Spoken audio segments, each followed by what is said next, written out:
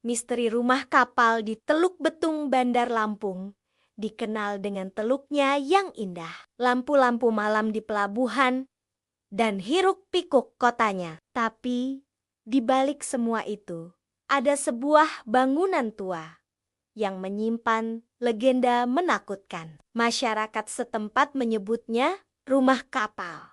Bentuk rumah ini unik, seolah lambung kapal tua yang terdampar di daratan. Jendela-jendelanya mirip lubang geladak, dinding kayunya lapuk dimakan waktu, namun tetap berdiri kokoh melawan angin laut. Banyak orang percaya rumah ini sudah ada sejak zaman penjajahan Belanda.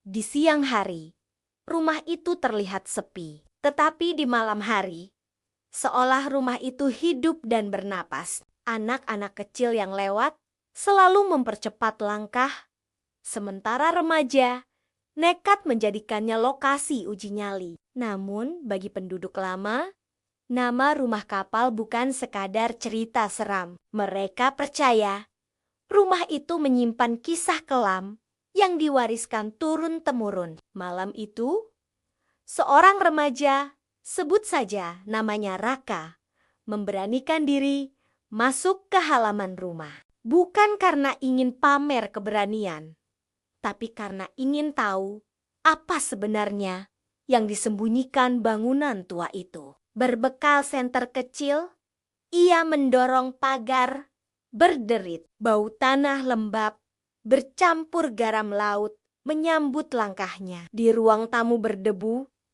Raka melihat cangkir retak, kain lusuh, dan bingkai foto keluarga yang kacanya pecah. Wajah di dalam foto kabur, seperti menolak dikenang. Saat menyorot ke sudut ruangan, ia menemukan sesuatu. Lantai kayu yang ambles sedikit lebih rendah, seolah menyembunyikan ruang di bawahnya. Ada pintu kecil tertutup debu. Dengan gemetar, Raka menarik gagangnya. Tangga kayu sempit menuruni ruang bawah tanah. Udara di dalam begitu dingin, seperti napas dari perut bumi. Bau besi tua dan asap dupa samar menusuk hidungnya. Di dinding, coretan-coretan samar tanda silang, simbol tak jelas, dan kalimat yang sudah memudar. Di sudut ruangan, Raka menemukan sebuah kotak kayu kecil terkunci. Dengan susah payah, ia membukanya. Di dalamnya ada selembar surat tua, menguning dimakan usia. Tulisannya masih terbaca. Kisah tentang utang yang tak dibayar, janji yang diingkari, dan sebuah kapal kecil yang pernah karam di pantai. Ada konflik tanah pesisir, bentrokan antara penduduk lokal dan pihak kota, hingga tragedi berdarah yang tubuh-tubuhnya dibuang tanpa penghormatan. Raka terdiam. Surat itu bukan sekadar kisah hantu, tapi bukti bahwa rumah kapal menyimpan sejarah luka. Malam semakin larut. Dari luar rumah terdengar suara deburan air. Padahal rumah itu jauh dari laut. Angin menutup pintu dengan keras, membuat Raka tersentak. Ia segera keluar, membawa surat itu dalam genggamannya. Keesokan harinya, ia menemui seorang nenek tua di seberang jalan. Nenek itu bercerita lirih. Kadang terdengar ratapan dari rumah itu. Bukan semata suara roh, tapi suara keluarga yang kehilangan. Mereka meratap karena tidak tahu di mana tulang belulang saudaranya.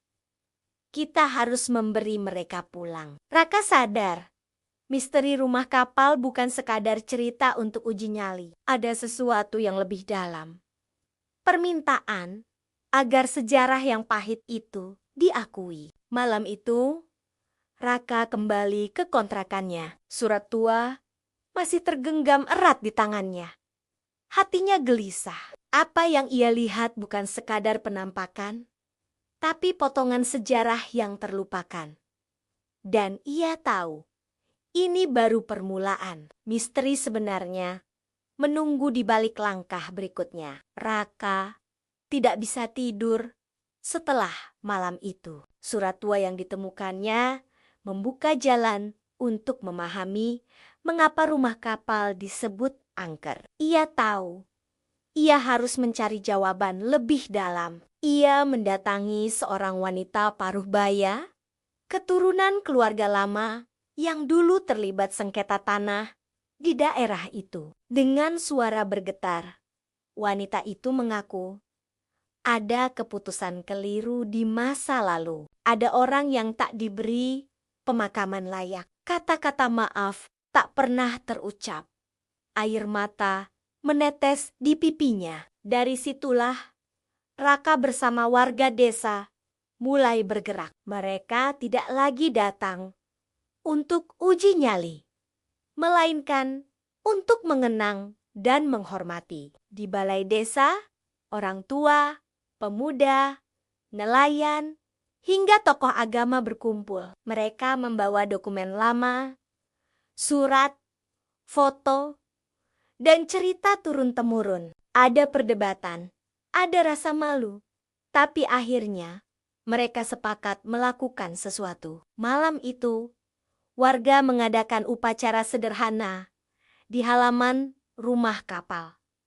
Lampu minyak berjejer, doa-doa dibacakan dengan hikmat. Bunga ditabur di sudut rumah, nelayan membawa pecahan kayu kapal sebagai simbol tragedi masa lalu. Saat doa dilantunkan, angin laut tiba-tiba berhenti. Suasana hening, seakan bumi ikut mendengarkan. Seorang gembala kambing kemudian melapor, ia melihat cahaya samar berjalan di tanah bekas kuburan, lalu menghilang di akar pohon. Ketika digali, warga menemukan fragmen kecil, sepotong kain, cincin, dan tulang. Fragmen itu dikuburkan kembali dengan doa. Sejak saat itu, suasana di sekitar rumah kapal perlahan berubah.